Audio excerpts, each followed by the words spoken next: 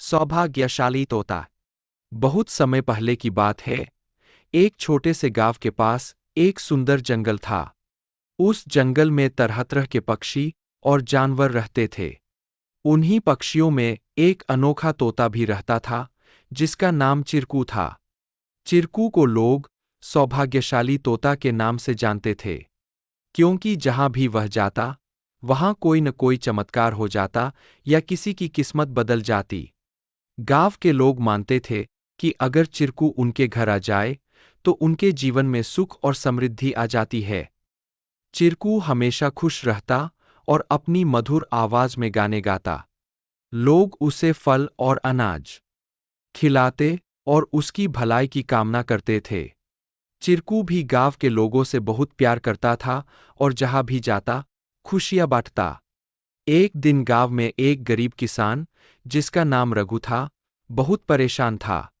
उसकी फसलें बर्बाद हो गई थीं और उसके पास खाने को भी कुछ नहीं था। वह दिन-रात मेहनत करता, लेकिन किस्मत उसका साथ नहीं दे रही थी। एक दिन रघु ने गांव के लोगों से चिरकू के बारे में सुना और सोचा कि शायद यह सौभाग्यशाली तोता उसकी भी मदद कर सकता है। रघु ने तय किया कि वह चिरकू से मिलकर अपनी किस्मत बदलने की विनती करेगा। अगले दिन वह जंगल की ओर चल पड़ा और चिरकू को खोजने लगा। बहुत ढूंढने के बाद उसे चिरकू एक पेड़ की डाल पर बैठे हुए मिला। रघु ने बड़े ही आदर के साथ कहा। चिरकू ने रघु की बातें ध्यान से सुनी और उसकी आंखों में दया उमड़ आई। चिरकू ने अपनी चोंच में एक छोटी सी चमकती हुई पत्ती उठाई और रघु को देते हुए कहा, यह जादुई पत्ती है। इसे अपनी जेब में रख लो और जब तुम अपने खेत में काम करने जाओ, तो यह पत्ती तुम्हारी किस्मत बदल देगी। रघु ने धन्यवाद कहा और वह पत्ती लेकर अपने घर लौट आया। अगले दिन वह अपने खेत में काम करने के लिए गया। जैसे ही उसने खेत में जुताई शुरू की, अचानक से बारिश होने लगी। उसकी सूखी जमीन हरी भरी हो गई और थोड़े ही समय में उसकी फसलें लहलहा उठीं। रघु की मेहनत सफल हुई और उसकी किस्मत सच में बदल गई। अब रघु के पास भरपूर अनाज था और वह फिर से खुशहाल जीवन जीने लगा।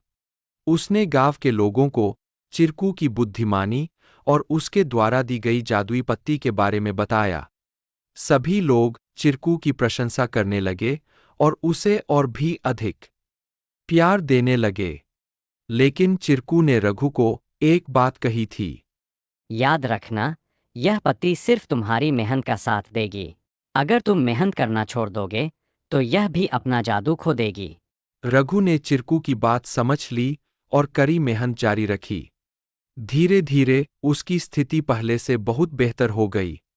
वह गांव के सबसे सफल किसानों में से एक बन गया, लेकिन उसने कभी यह नहीं भूला कि उसकी सफलता में चिरकू और उसकी मेहनत का कितना बड़ा हाथ था। कहानी से सीख। इस कहानी से हमें यह सीख मिलती है कि किस्मत भी उन्हीं का साथ देती है, जो खुद मेहनत करते हैं। सौभाग्य और अवसर तभी काम आते हैं, जब हम अपने प्रयासों से उन्हें सही दिशा देते हैं। Please like, share and subscribe our channel to learn more.